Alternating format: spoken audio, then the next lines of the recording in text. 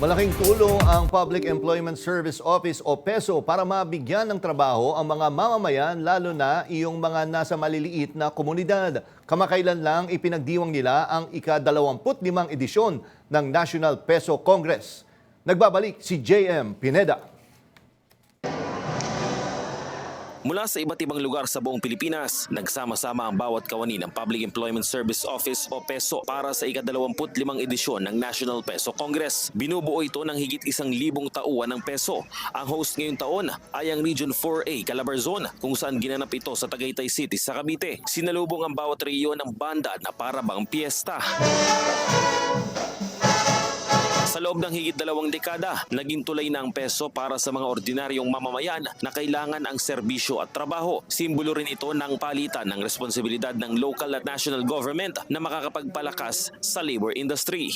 It emphasizes the continuing importance and relevance of the common goal that we have been working on together, which is to ensure the provision of accessible, timely, reliable, efficient, and effective public employment services to all working Filipinos and enterprises.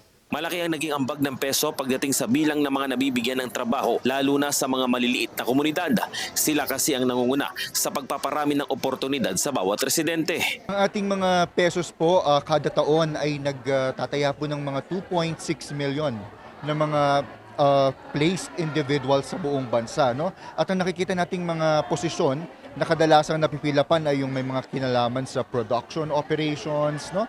Call center representative, drivers. So karamihan sa mga to ay mga skilled worker, kaya importante po yung aspeto ng pagsisiguro na may kakayahan yung ating mga naghahanap ng trabaho, kasama po dyan yung pag-endorse sa kanila sa mga technical, sa mga training. Katuwang din ang dole sa pagpapalakas sa mga PESO. Sa bawat lugar ay ang TESDA at Department of Trade and Industry. Sila ang may hawak sa mga skills development para makapagpahatid ng tamang serbisyo ang mga residente. Samantala, muling nasungkit ng Iloilo City ngayong taon ang Best PESO Award at itinanghal ding Hall of Famer dahil sa pangatlong beses nitong pagsungkit sa parangal sa Highly Urbanized City category.